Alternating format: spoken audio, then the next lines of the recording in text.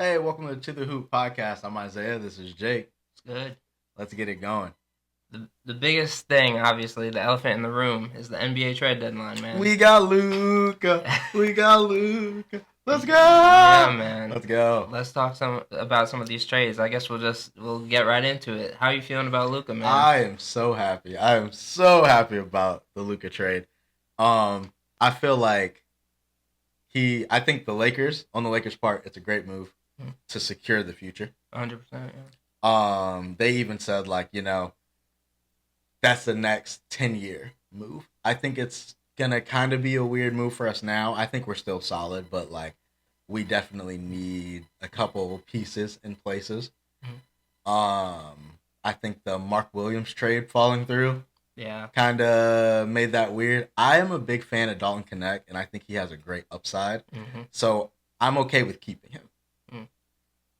But that then puts us at a real a desperate spot for center position. Something we're probably not going to be able to make a move on until the off season. So Jackson Hayes is just going to have to hoop. Yeah, Jackson Hayes is just going to have to hoop. For sure. But yeah, I thought for the Lakers side, fantastic, right? For the Mavericks though, Yeah, man. dude, I don't know what he's doing. Yeah. I don't know what. That's one of the worst moves I've ever seen. And so having Mavs fans be so outraged is completely right. I do think we're not giving AD a fair shake. I agree. Yeah. Because we're acting like that's not AD. AD has been hooping these past two and a half years, and he's been really durable these past 2 years. He did just go out in his Mavs debut. Yeah. So you're not helping my case here, Anthony, but definitely a good starting point for them. I think that what he said was kind of off, where he's like, "Oh, this is a move to win now and in the future," and it's like, no, it's not. Yeah, it's not. This is a move to win the next maybe 2 to 3 years. I think 2 to 3 years, this puts them as great contenders, depending on what other moves they make. But year 4 or 5, yeah, who are the Mavericks? I don't really see them being good 5 years from now unless they do something crazy. Yeah. What do you think? What do you think on the situation? I know it's kind of getting crazy in Dallas. Yeah. Yeah, I agree with you. Dallas fans have every right in the world to be upset. A 25-year-old player, generational player. Yeah, generational talent. A generational talent that you're lucky to hit on once every maybe 20 years in a draft. That's to give up that soon on a 25-year-old player like that is crazy to me. However, I agree. I think AD does need to. I think he does deserve some respect as well. He showed in the first half of that game last night what he can do. Yeah. And I know he's anxious to prove some doubters wrong. So I definitely feel like AD is going to be a lot better for that team than what he's given credit for. Especially when you have players like Kyrie and Clay around him, So I think that team has a lot of upside despite what it looks like on paper right now. I think the whole conditioning issues thing was wild to me. Because I understand it to a degree. Luka came in kind of heavy last season or this or that. But I don't care. I don't care how heavy he came in. He's dropping 30, 12, and 12. I think that I was trying to explain this to someone who doesn't really watch ball like that. And I'm kind of generational talents, all-star big name players, franchise faces don't really get traded like that. Yeah. Unless they demand it. It's either they are, they're a great player, but the past 4 or 5 years, they've just done nothing. They've just been garbage. The team's been garbage. Okay, you might want to look at blowing it up, move the player. Or, like you said, they asked for a trade, and it comes out kind of public. This time, neither happened. Luka had just closed on what, like a 12 or $15 million house or something Yeah. in Dallas. I think that week, like it was either that week or the week before. So Hmm. like, and he just came back off the finals. They were just in the finals. Yeah. So to move him for conditioning issues is crazy. That's literally the Mavericks just betting against Luka. Yeah. Um, do you think death threats are too far? Do you? Man, I listen. I always think death threats are too far. You know what I mean? At the end of the day, this is a business, Yeah, and I it's think just people need hoops. to. It's just hoops, Yeah. right? This is a business. However, do I understand where people are coming from? Absolutely, I do. I do. I get it. Yeah. Yeah, they said they had to beef up security around his house, and I that bet, he's man. not sitting at his normal place. Wow. And with the team, I was like, yo, I'm like, yeah, but I guess he's been getting a bunch of threats, That's like a wild. bunch of crazy threats, and I'm like, I don't think it's that deep, but as like a hardcore Laker fan, I'm trying to like put myself in those shoes, sorry, as to like what I would do if that happened to me, and I'm kind of like, man, like man, a couple angry tweets, a couple angry tweets might be enough. Hmm. I wouldn't know how it's gonna affect our team directly this season. Mm. Um, because I feel like right now we can do no wrong as a team. I think right now, hopefully, as Laker fandom, whether win or lose, we're kind of looking at the future, not the now. Mm. I think we still could do something now, but with the roster we have this year, it's going to be kind of weird. Yeah. I thought Connect staying was fantastic because, like I said, I'm a big Connect fan, but also he just fits into the game of Bron and Luca so well with that drive and shooter drift to the corner. Those driving kicks, you need a shooter like that, Hmm. and I think that was great for them to pick up them, unlike guys like Finney Smith, Kleba, those type of guys who can kind of just move without the ball, take their open shots and make them. I think that's going to be perfect. I think Mark Williams was going to fit, but I don't think he was going to fit as well as Connect. Yeah. I think Connect has a better upside. Mm.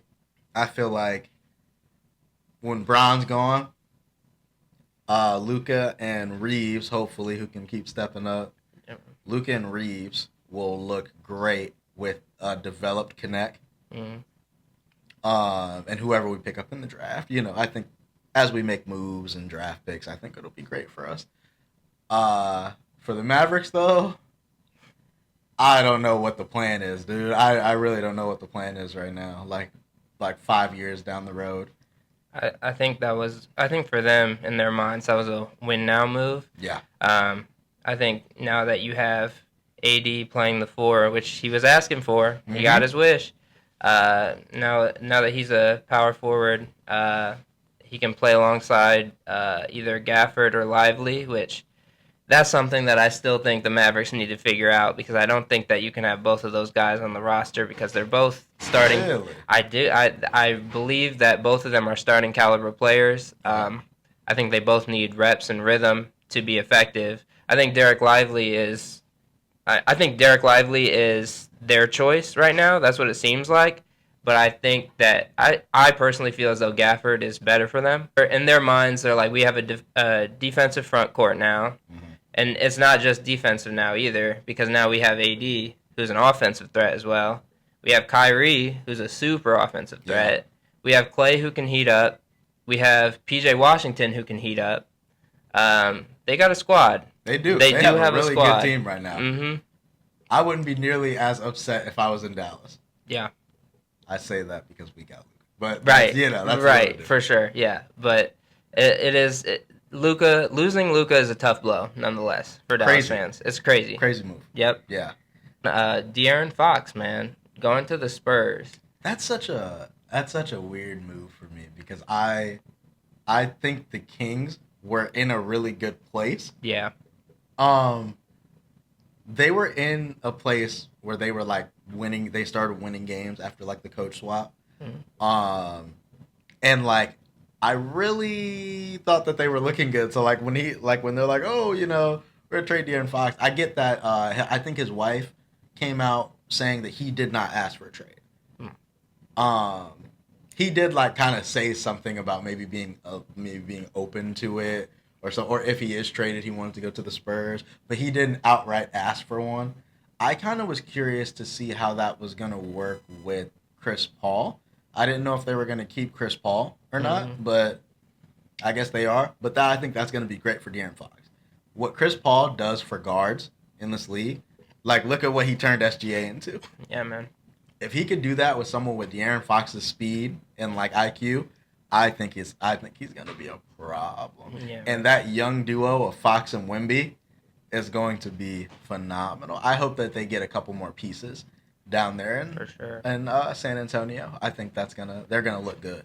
Yeah, they're gonna look real good. Yeah. Fox and Wemby pick and roll is going to be almost unstoppable, man. That's going to be a threat.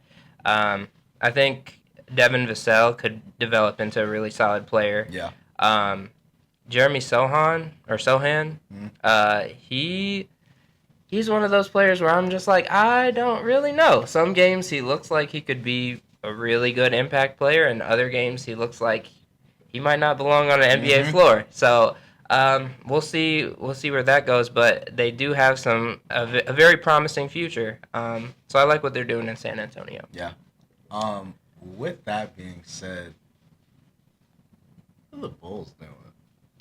Yeah, man. The Bulls, are they tanking? I mean, so I have no idea, right? Yeah. Like, at first, I've been like saying they should blow it. They should blow it up. But it feels like they waited. It feels like they waited too long. Yeah. Like, they should have blew it up last year. Yeah. They should just blew it all up last year. But, like, now they're, like, not, but still are. Like, they get rid of Levine and got nothing. Nothing. Got nothing for him. Just like they got rid of DeRozan. They got nothing for DeRozan either. When he was gone. I really don't understand the idea there. I figured they would trade Vooch. Vooch, yeah. Right? They got to blow the whole thing up, get rid of Vooch. They kept Vooch. And then they signed Lonzo to a 2-year deal. And it's like, the dude's played 10 games in the past 2 years. Why are you signing him to an extension? Yeah. If anyone you should get rid of, it's Lonzo. Yeah. Lonzo should have been gone immediately. But I guess we're just doubling down on the future team, you know? On Lonzo, guys like Colby White, those guys. But then why are we keeping Vooch? Yeah. Yeah, I don't really understand what the idea is for them. Yeah, I don't understand it either, man. I thought that them bringing in Josh Giddey, I thought that was going to be ultimately who supplants Lonzo. I didn't think there was any way they were going to hold on to him past this season. And the same with Vooch. Because at the point where you already trade DeRozan and Levine, why wouldn't you blow the whole thing up? Yep. Blow it up. I think you either got to go all in or just stay where you're at. Yeah. Jimmy Butler to the Warriors. So Jimmy Butler the third. Yeah. Yeah. I knew his dad was Jimmy. Didn't know about the grandpa. Didn't know he was Jimmy the third. I guess he's rocking that jersey now. That's cool. So that's cool. He had a great showing in his debut, 25 points, and looked like he was having fun. Yeah, he did. He did. It looked like he got his joy back, which is cool, which is what he was asking for. I'm glad that the Jimmy Butler saga is over. Yes. However, for the Warriors in total, I don't know if this was the best move. Okay. I think that they tried to get other people. I think that they had Jimmy as an option maybe the first week. You know, they had Jimmy as an option right away. And they decided to wait because I kept hearing all week, oh, the Warriors are talking to every superstar. Every single superstar, they're talking to this guy. And no one was trying to make that move. I mean, the KD thing, they were going to give up a haul for KD. And KD's outright like, no. Yeah. No, I don't want to do it. I think Jimmy was last resort. I think they were like, okay, we got Jimmy, but let's not take Jimmy if we can get this guy or this guy or this guy. Bron, KD, those type of guys. So the question that I have for you on that subject, do you think Draymond Green is single-handedly stopping the Warriors from getting star players. Wow. Because I think the KD thing is, I mean, there's no real other reason for me. Yeah. I understand that everybody was like, "Oh, that's a soft move, KD," blah blah blah. Whenever it happened, but dude's here for the ring, right? I don't care about what people are talking about for KD essentially. But he loves Steph Curry. Yeah. I feel like he genuinely just does not want to deal with Draymond Green and his antics, and I feel like that for a lot of people in the league. I do. I mean, it's great if it's like, "Hey, do you want to go play with Steph?" But when you hear, "Do you want to play with Steph and Draymond?" You're kind of like, you know? Yeah. Man. Do you think he is the problem of them getting big names?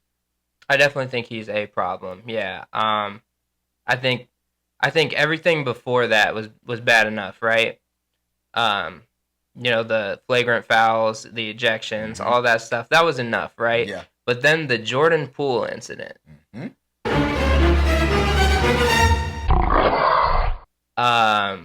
The Jordan Poole incident for me is what really took Draymond's name and dragged it into the mud for me. Okay?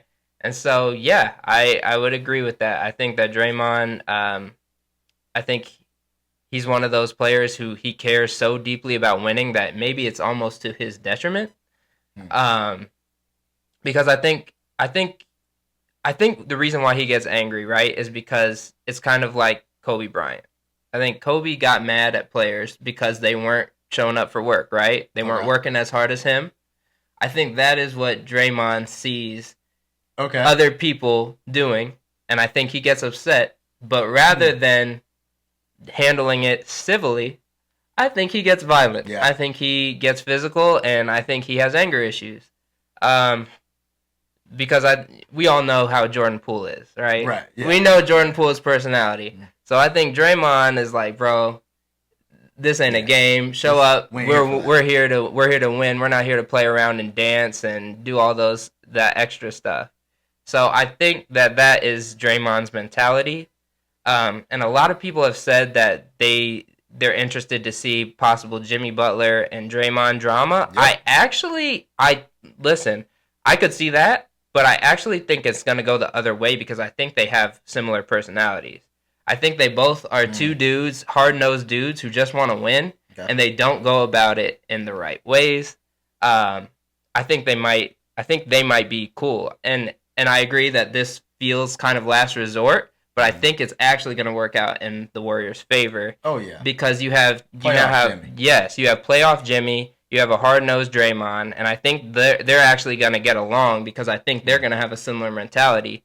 And then Steph, who can just play with anybody, and he's just a cool guy and gets along with everybody. So, do I think that this was Warriors' plan A? Absolutely not. This was not Warriors' plan A. However, I do think this was the correct. Yes, I do think this is the correct and best thing that could have happened for them, especially because I think Jimmy Butler kind of plays a significantly better Andrew Wiggins role. Okay. I think he's kind of like a defender, slasher. Can hit the three, but just do it a lot more consistently than Andrew Wiggins. And Andrew Wiggins, when he was doing that at his best, won a championship with the Warriors. So I do think that this could be a good move at the end of the day for Golden State. What do you think about Wiggins to the Heat then? Wiggins to the Heat is kind of weird for me because I think that Wiggins is the type of player who needs a system. And that's not to say that Miami doesn't have a system because I believe that they do. However, I just don't think it is a system that is going to let Andrew Wiggins thrive in more of a secondary, third kind of complementary role. Yeah. I think that now Andrew Wiggins is kind of in a position where he's like, I just got traded for Jimmy Butler. I'm coming in here and now I have to essentially replace this guy who was the franchise. Yeah. And I don't think that's going to be good for him, especially because he deals with a lot of off-court stuff what I hear. Yeah, he does. And to be in Miami dealing with a lot of off-court issues is going to be real crazy, and you won't be able to escape the headlines. I I don't really like this move for Wiggins or for the Heat. But the Heat still have. I think Khalil Ware is going to develop really well. They still have Bam. They still have Hawkes. So they have players who can develop. But as far as a win now move, Andrew Not it. Wiggins is not it. Yeah. Not it. DeAndre Hunter is on the move to Cleveland, man. What are you thinking about that? For Karis LeVert and George Niang, I don't understand the move. This is one of those trade moves that was a real head scratcher for me because we just talked about in the last episode the Hawks' young core. Yeah. If you want to hear us talk about that in the last episode, click the link below. But they have a great young core. Why did you just send DeAndre Hunter away? Like, Exactly. what was the thought process behind that? George Niang? Yeah. Yeah, man. That's George Niang? Like, come Yeah, on. man. Come on now. Levert's not that much of an older guy, so I guess but like is he like what are we doing? DeAndre Hunter had such an upside that I just don't think they should have let him go at all. Like no. he was a big part of their young core that was going to propel them forward. I think past the Trae Young era. I mean, they got rid of Bogdanovich. Yeah. They got rid of Bogdanovich. They sent Bogdanovich to the Clippers, and they got back Trey Mann and someone else. It's like, okay, that's okay. Trey Mann and Bones Highland, two younger guys, two guys that can kind of heat up, kind of quick. That I'm okay with that move because that just makes it more young core. Yeah. And they needed to get rid of Bogdanovich anyway. With that Bogdanovich, Trae Young, Capella, 3, it's probably time for them to just go. DeAndre Hunter made no sense. Yeah. What did you think? I think I agree. On the Hawks part, this is a trade that doesn't really make sense to me. DeAndre Hunter is having a career best year, averaging 19 points per game off the bench, nonetheless. He's a big dude. He's an offensive threat. He's a bully, man. He's caught some bodies this year, some posters. A much improved 3-point shooter. I don't know what the Hawks are really thinking here. Again, with what we had talked about in the last episode, a good young core, and they just shipped one of them off. Great move for Cleveland. Great move. Fantastic move Great on move for Cleveland's Cleveland. part. Yes, because now you're getting this player who's a solidified starter in my eyes. I think he could start for any team, and now you get him to replace.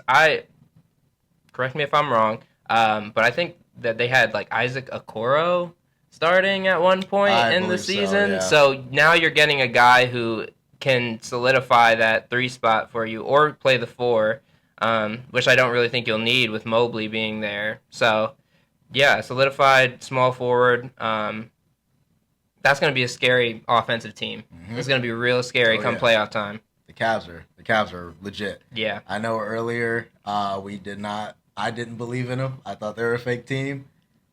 This year, I think they might be legit. I still want to see it, though. I still need to see it in the playoffs. Yeah. I still need to see it. Speaking of people getting moved, Dennis Schroeder, 4-24. Insane. Welcome to Detroit, Dennis. Yeah, man.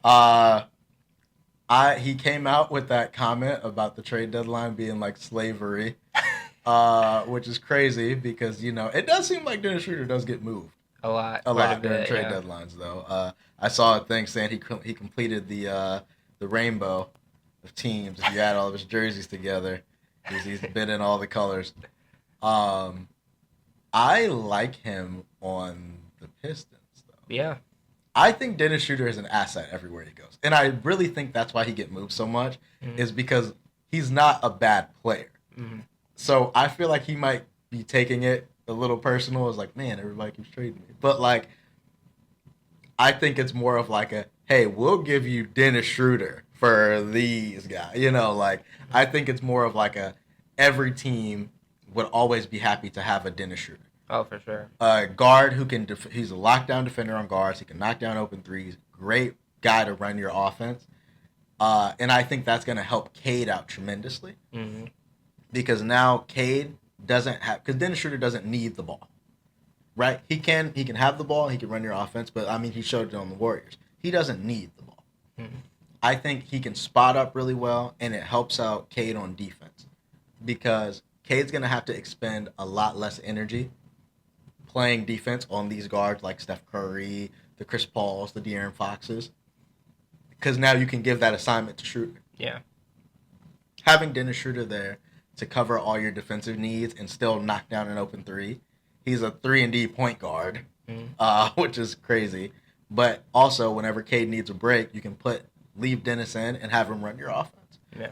I think he's going to be phenomenal for the Pistons. Mm-hmm. What do you think on Dennis to 4 separate spaces? Yeah, man. I don't think he should take that personally. I think that's more of a compliment. I think he's kind of a player that just could fit in anywhere, and I think that's why teams see him as an asset. Because I think he could start, he can come off the bench. He's a versatile player, and not to mention, I think he thrives even more when he's on teams that are like smaller market teams. So like when he was in Brooklyn, he was thriving. Yeah. So I think it might be in the same situation here now that he's going to Detroit. I think there's a lot less pressure, a lot less light, and he can just play ball. And I like this move a lot for Dennis. Nurkic to the Hornets. Yeah, man.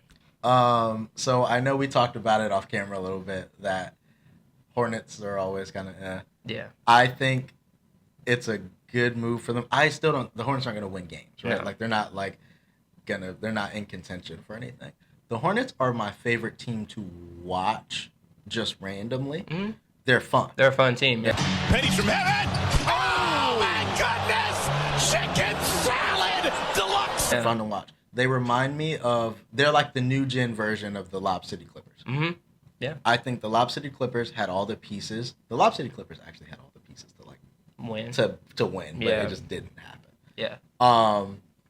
Chris Paul in the playoffs. But I think that they're fun to watch. There's some exciting good dunks, good posters, some crazy they're always fun to watch. Nurkic doesn't really fit there in that system, so not really sure what the move is. I mean, as a GM, I know what the move is. It's to win. Nurkic is a player that's going to help you actually win games, and so it makes sense basketball-wise, but fitting in with the team-wise, with the LaMelos, with Brandon Miller, with Bridges, like those guys don't play like Nurkic. So like Nurkic kind of is going to take up a lot of time on the offense, but that's okay. Yeah, that's okay. It's a better move for them in general. Bogdanovich to the Clips. I know we just talked about that. How do you think that helps the Clippers? Bogdanovich to the Clippers. I think that gives them another bench piece. They just traded away Bones, right? They traded Bones to the Hawks. Yep, Bones Highland. Yeah, so he was in the Bogdanovich trade. Yeah. Oh, okay, yep, Trey Mann and Bones Highland. Yeah, man. So I think that he can play more of a beneficial bench role than Bones did. I think, but don't get me wrong. That's a starter. Yeah, that's a starter. Coming off your bench. Yeah, he's gonna be. Yeah. So you essentially trade a depth piece for somebody who could be a starter. I think that's a tremendous move for the Clips. And then just to quickly touch on Bones Highland, I don't understand why this man can't seem to stick on a roster. I know he had a lot of promise. I think he just needs to take that next step. And he just hasn't done it yet. Yeah. But Atlanta waived him already.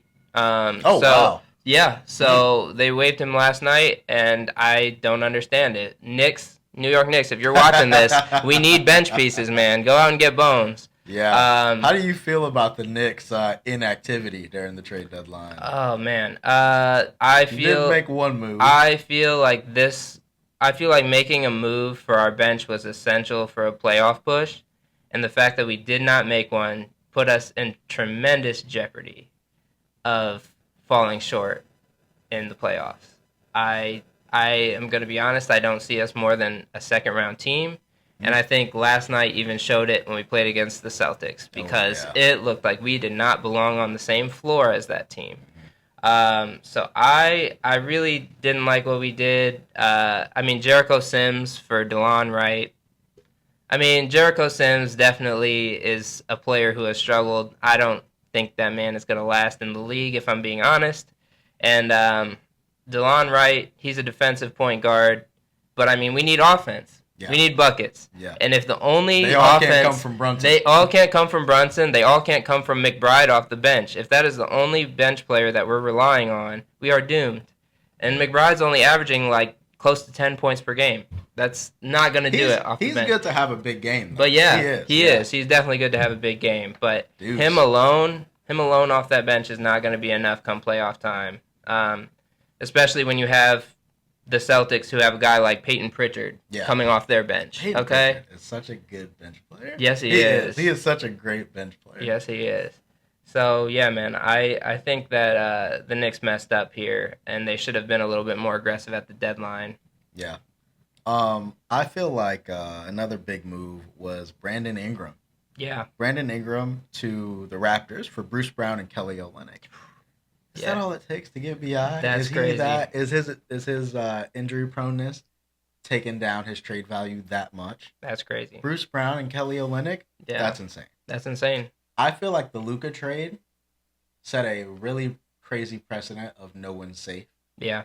During this trade deadline. And so I feel like a lot of times they don't really try to move crazy big names all the time. You know, you get some big names here or there, but not like those all-star caliber face of the franchise players. Mm-hmm. I think this year the Mavs Lakers with that trade they set the tone. Yeah. Everybody 100%. else was like, okay, we're moving pieces. Yeah, you know, like that. I think that gave the Warriors the stones to go try to get KD. You know, like so. Bi to the Raptors was not a move I seen coming. It sucks for him. I guess him and Scotty Barnes. That'll be cool to watch. Yeah. What do you think on that move? Yeah, I had mixed feelings about it when I saw it. But I think ultimately that's going to just be like a weird dynamic because now you have three really good players who can score the ball but need the ball in their hand to do it. Yeah. Because now you have Brandon Ingram, you have Scotty Barnes, and let's not forget RJ Barrett, who's having a really good season coming out this year. So, I don't know, man. I think that their hearts were in the right place. Toronto had their hearts in the right place with this move. I think they're trying to get back into contention slowly but surely. But I don't know if this is the move to do it, man. Yeah. What do you think about the Pels side of things? And that's another one, man. Tanking, right? They've been tanking. Yeah, they've been tanking. Yeah, like, I think all the injuries this season. Then Zion comes back. They suspend him for the team flight thing. They're tanking. It's pretty obvious. Mm-hmm. Then when they finally do have some people come back, DeJounte Murray gets the Achilles. Yeah, that was rough.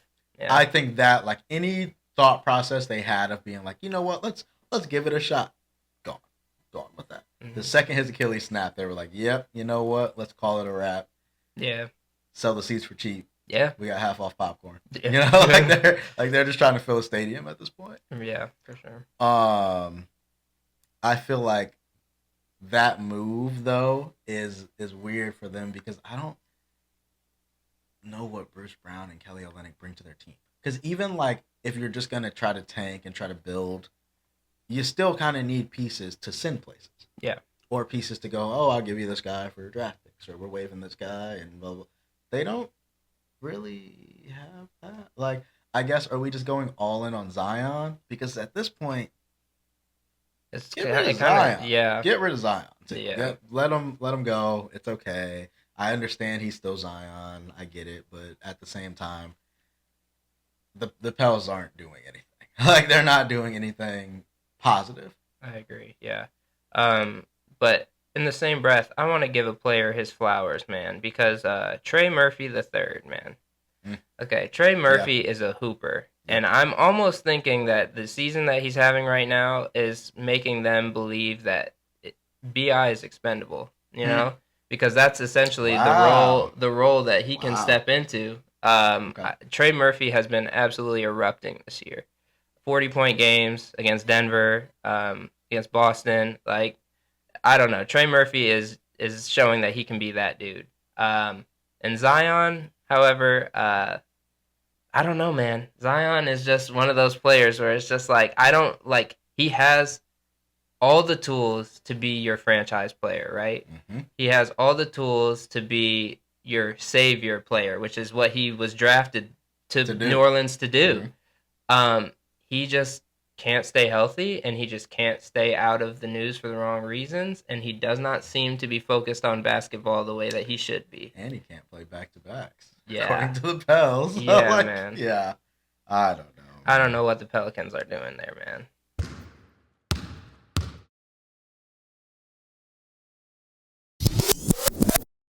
Starting off the weekly recap, Devin Booker became man. the franchise leading scorer for the Suns. I like Devin Booker's game. Whether or not that translates to winning is still to be determined. He has made a NBA Finals appearance. And Chris Paul got addicted after that. I'm not gonna take that away from Book, but it just seems like I'm starting to question whether or not he's like, there was comparisons for a little bit to Kobe Bryant, and I don't know if he's there. I don't know if he deserves to be there, but he is a tremendous talent nonetheless. See, this is what I was saying earlier about the Luka trade when I was saying that usually you don't see a franchise player, a big name like that, get moved unless they have had a lot of failures in the past years. They're not really doing anything. They're being great players, but they're not really. It's not translating to the franchise. Mm-hmm. This is that point where Book has been playing great, but it's not winning basketball. Mm-hmm. And so people start questioning, what do we do with them? You know? I think him becoming the franchise leading scorer is great. I hope he stays in Phoenix.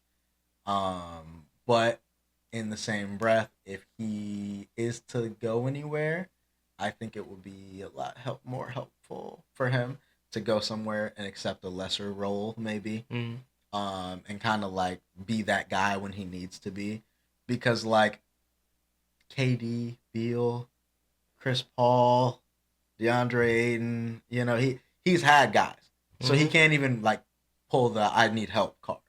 He's had help. Mm-hmm. I don't really know what else he needs to win. I agree. Yeah, Book, man, he might be one of those players where he's kind of like a Carmelo Anthony, I should say. He's one of those dudes where I think that it's going to have to take for him to swallow his pride and take and accept a lesser role for him to truly thrive. Yeah. We saw what Melo did in the Olympics, right? Olympic Melo was a tremendous talent because he accepted a lesser role. He never really did it in the NBA other than in Portland for a short amount of time. On the Thunder. And he did on the Thunder. He did on the Thunder. On the Lakers? Okay, on the Lakers. Okay, Melo. Give Melo his credit. Let's give Melo his credit. He did. Towards the end of his career, though, right? Yeah. At those points in time, he was out of his prime. He was 35. I think that prime Melo needed to take a step back a little bit. Play his role as a scorer, but be an efficient scorer and not somebody who's just, I get the ball in my hands, I'm only looking to shoot. Okay. I don't think Melo's prime. Melo's prime. I'm saying right around the time he first got traded to the Knicks. That first Knicks year? I feel like that first Knicks year to maybe the third year with the team. I think the year where we had J-Kid and Sheed and those older guys, that was a squad, man. And I think that was our year where we were primed to make a run. But come playoffs time, Melo said, forget all that. This is me. This is my time. It's the Melo show. Yeah, and I think that's where it all kind of got blown up. And I think Book might be in a lesser boat than that, but I think he's in a similar boat. Where I think that if he took a complimentary role rather than being number one, I think that he would thrive. Next up, Joel Embiid returned to the thankness of my fantasy team. Returned against Dallas. Had a pretty solid game. AD did not play. Yeah. So, Okay. Lively is also still injured. Gafford, I believe, played half the game. I think he actually went out in the game. He did come back next game, which was great for Dallas because they need someone at center. But Embiid showing back up, is that because of the trades? Do you think that they had those trades and he was like, ooh, yeah, I can play. Please don't trade me. Do you think that is what happened there? Because I think that's what happened there. Yeah, I think that man did not want to get traded, even though he should have got traded. The Sixers not making any moves was insane. That's crazy. Yeah. I get that a lot of their players are on big contracts and this and that, but that team is terrible aside from Tyrese Maxey. Yeah. I think Embiid coming back is cool, but I guess we still got over just a little bit under half the season to go. So, who knows if he stays healthy. He did not play the next game because, Embiid doesn't play back-to-backs. Right. But what are you thinking about Embiid coming back? Do you think this is going to be a thing now that he actually plays games, or you think he's going to play a couple and go back out for the season? Yeah, man, I'm thinking this isn't gonna last. I think this is a temporary thing. Yeah. I think the Luka trade put everybody on notice. That put the league on notice. Nobody is safe. Shout out Rob Pelinka, man. Yeah. I was unfamiliar with your game. Yeah, man. Right? I'm sorry. Yeah, he really did his thing, man. But that really put the league on notice, and I think Joel was like, ooh, I might be next. Yeah. And so he heard the footsteps, and so he's like, let me get my act together. Yeah. And now that the deadline's over, I can't imagine that this is going to go on. Go right back to right back to IR, huh? Yep.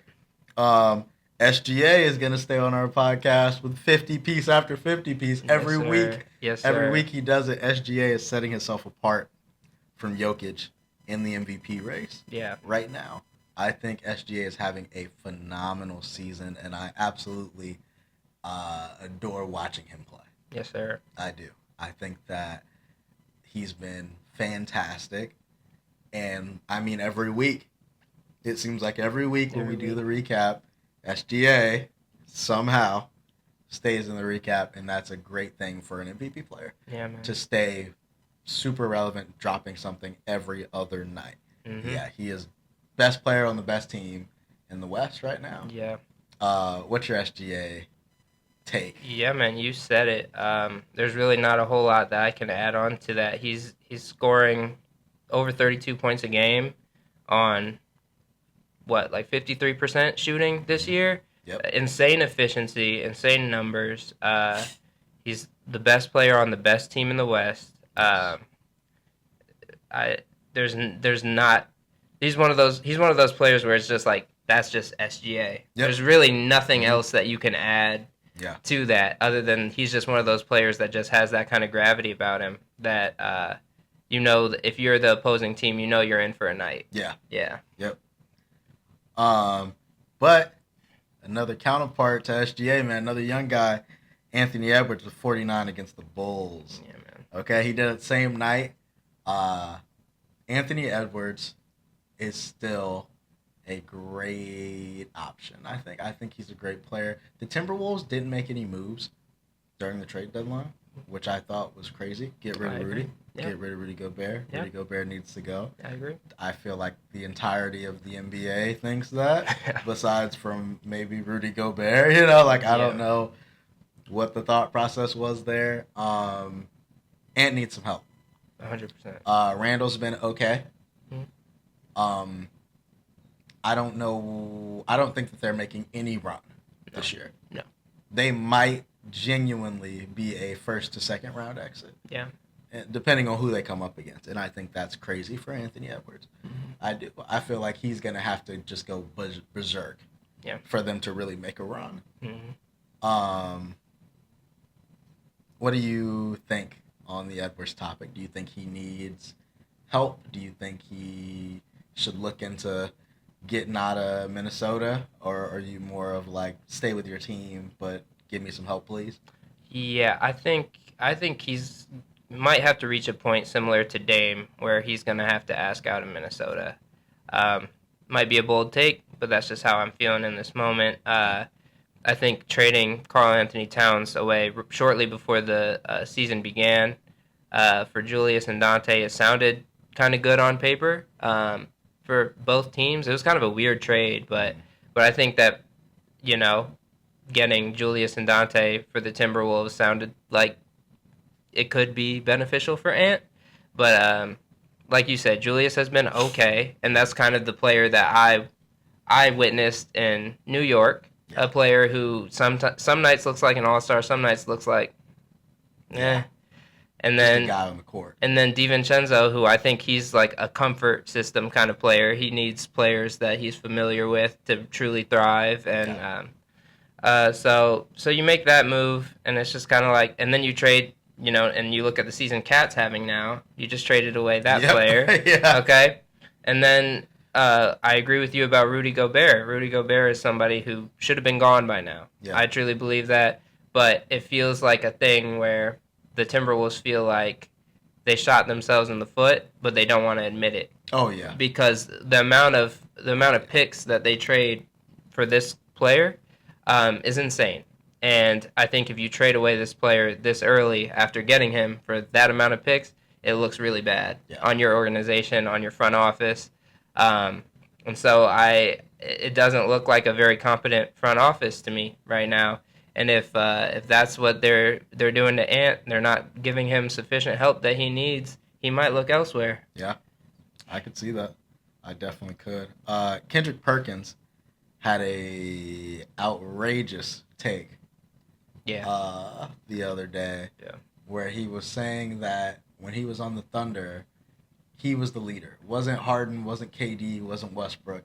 It was Kendrick Perkins, the leader of the Thunder.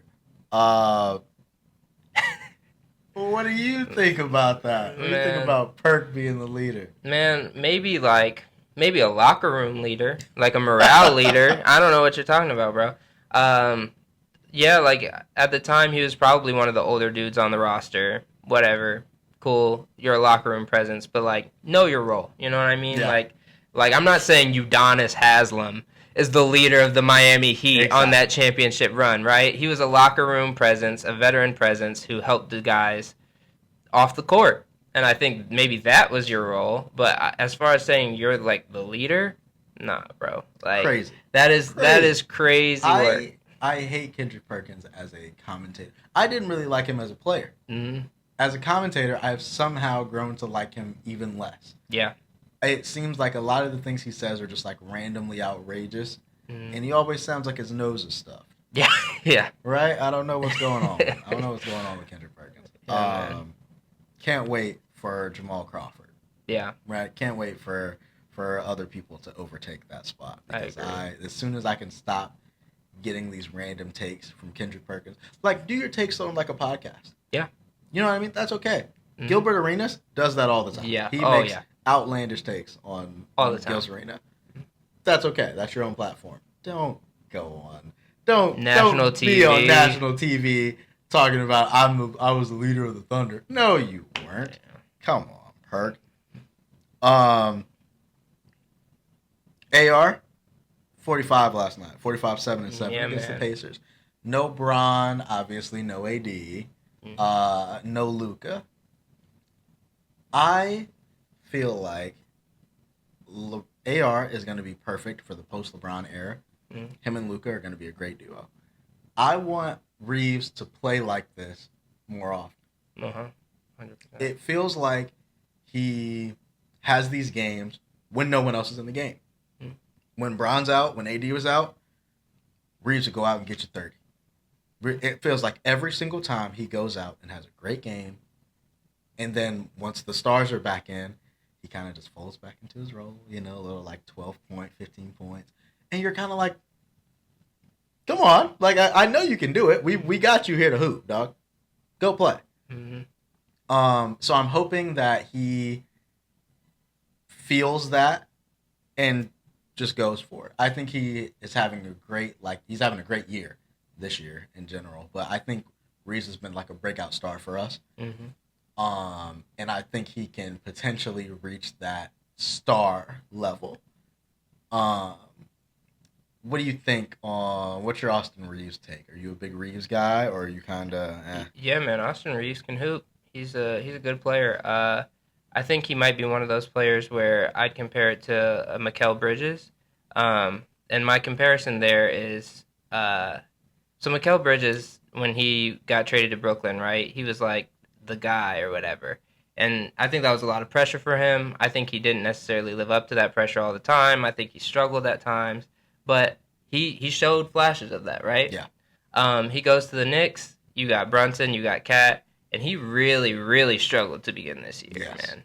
And I think it was because he was like, "What is my role? Can I shine here?" He wasn't playing confidently. He wasn't playing plus they aggressively, changed his jumper. and they changed his jumper. Yeah, I think there was a lot of confidence issues with Mikal Bridges to start this year. He has come on a little bit since, for sure. I think that that Spurs game on Christmas Day really, really Oh, gave yeah. him some confidence.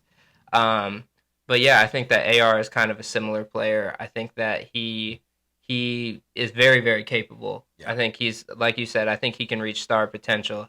I think the issue is that when other star players come into the fold, he's like, okay, well, what's my Yeah, role? he I don't defaults. know. He defaults to and gives up his production for other players. I think that's kind of hard though when you have guys like LeBron. Yeah, and You Luka know, now. Yeah, because like you have like all-time greats yeah, on your team. So it's kind of hard for me to have this ball and see LeBron go, pass me the ball, and you go, nah, nah, LeBron, I'm not passing you the ball. You know what I mean? Like yeah, I'm not passing the ball to Shake Milton, right. right? Shake Milton asked me, no, but LeBron, you kind of got to get a ball up to Bron. No. AD, you kind of got to get the ball up to AD. Luka, Yeah, it's yeah. I think that might be a big problem that Reeves does have is the defaulting yeah. to better players. Mhm. I guess.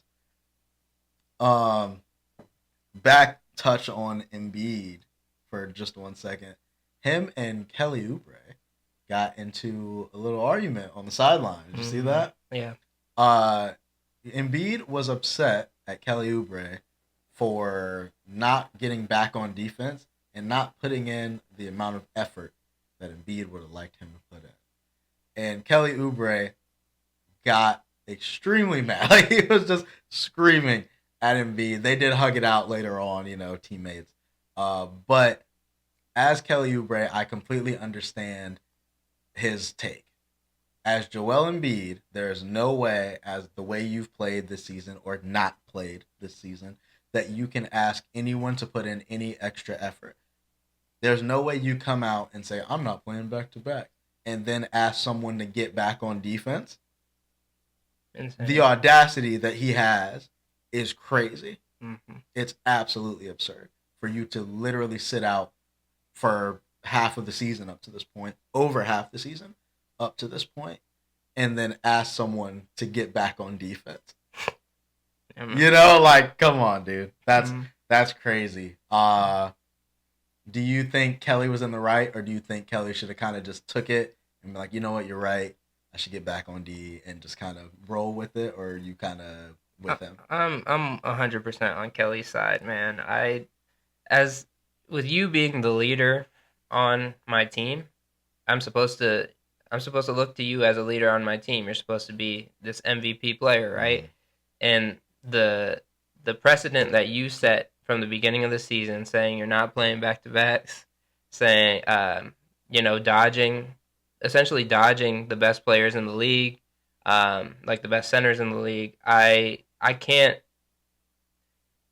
What your opinion of me essentially has no meaning at this point, because Zero. you are running away from everything as a leader.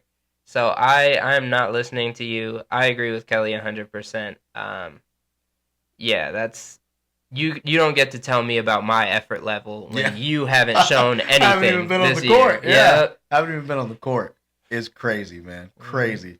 Ben Simmons got a buyout. Yeah. And we were talking about it as it happened.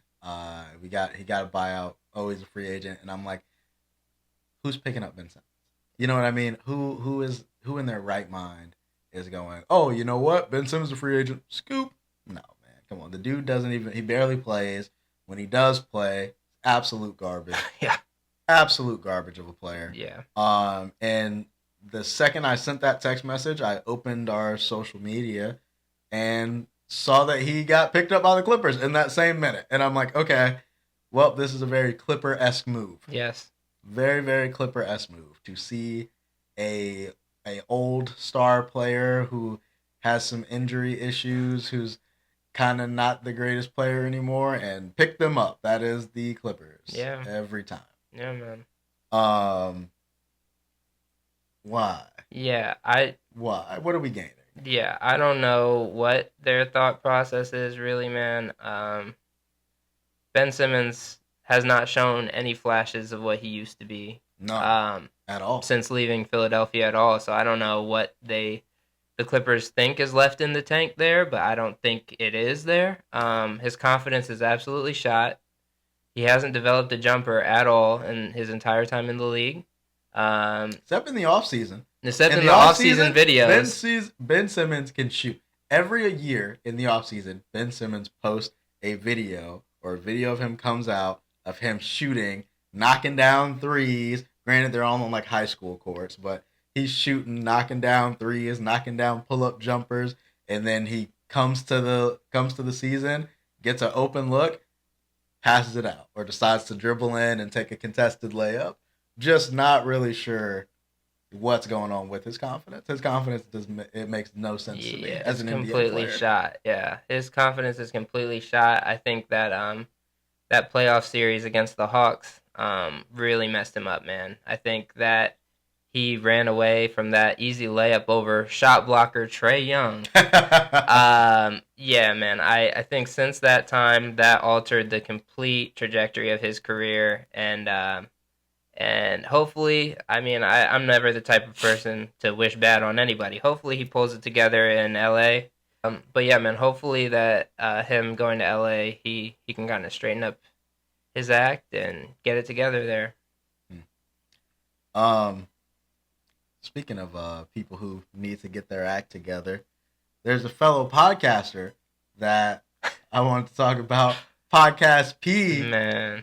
Formerly NBA player Paul George, has put out more podcast clips and videos this year than he has field goals. Man. I mean, I don't mean to be the guy to do Paul George slander, because I like Paul George. I think he's a great player. I think Paul George is everyone's ideal like 2K player. Yeah. Right? He's got the size, he's got the handle, the smoothness, the shot, defense, the athletic ability. I think he's a great player, but for some reason this year he's just kind of decided not to be. Yeah, man. What do you think's going on with Paul George?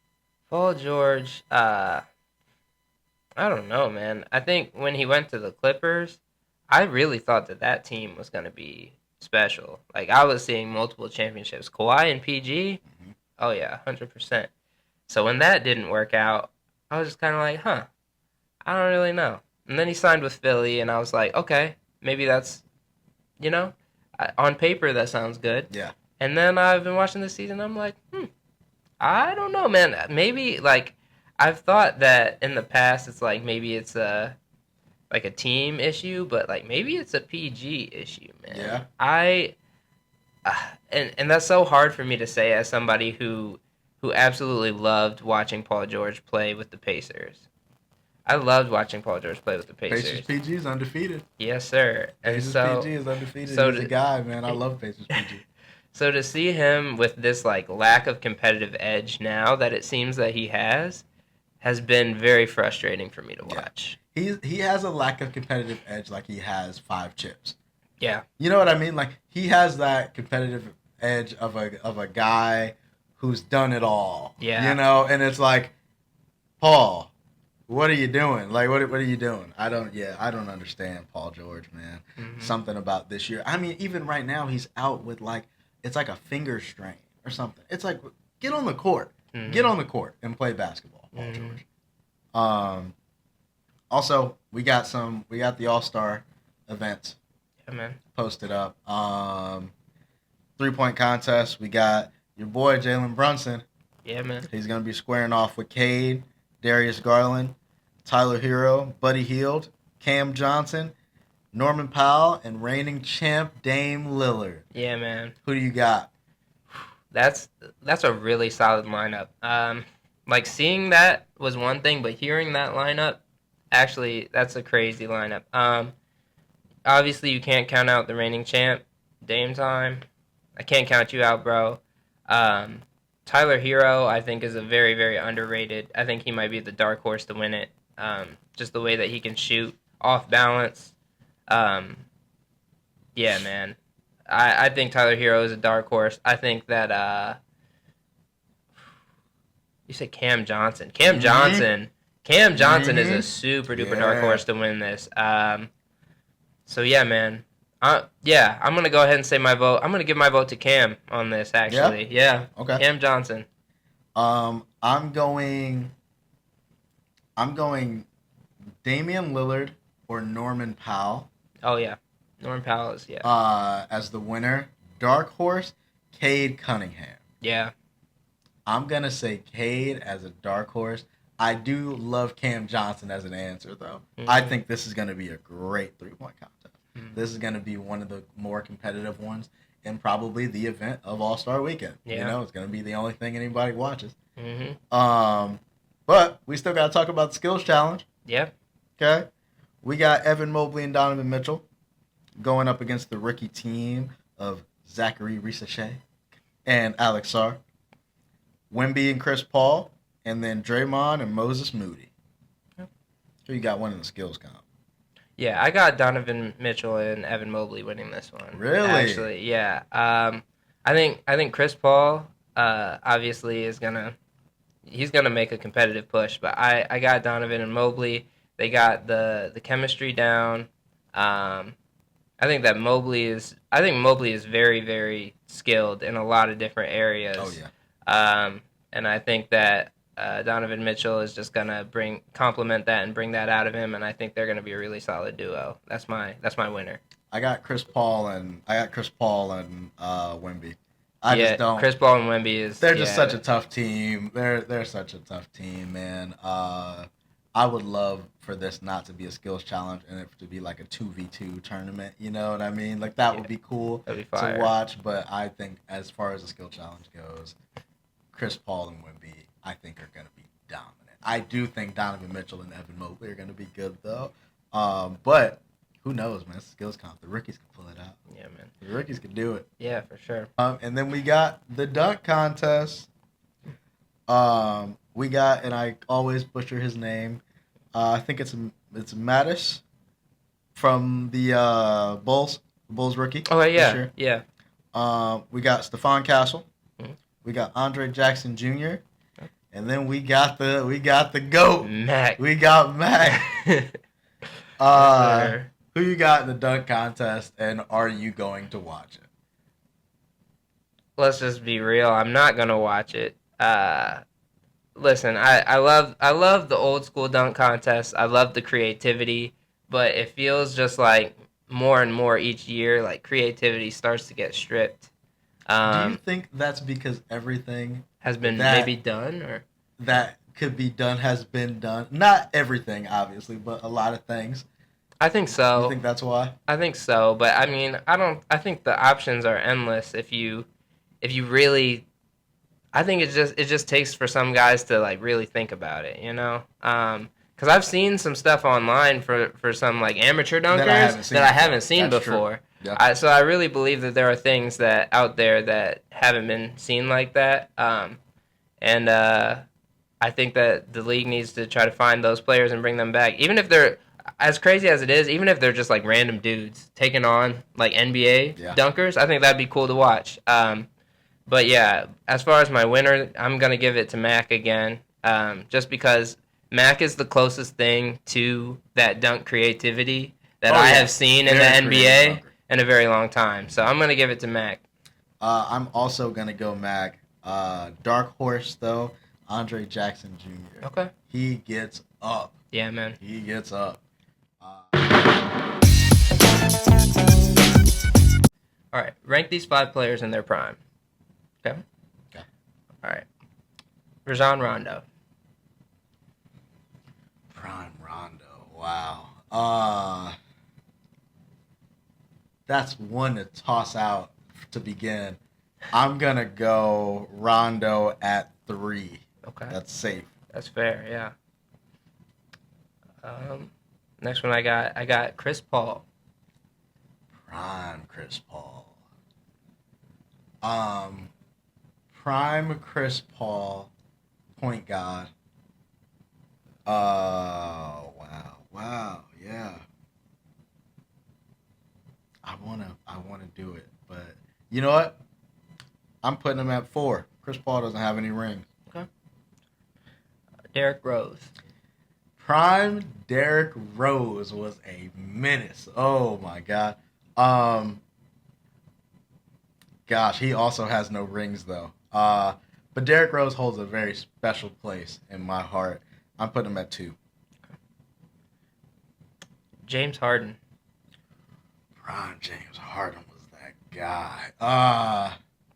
Wow, that like first stint Rockets, James Harden. Yeah, man. Prime James Harden. That was one of the best basketball players I'd seen. One of the best scorers, I can say, I've seen. Oh, God, I'm so scared for who comes next. James Harden at 1. Okay. I like that answer. And then, last but not least, you know he's coming. Kyrie Irving.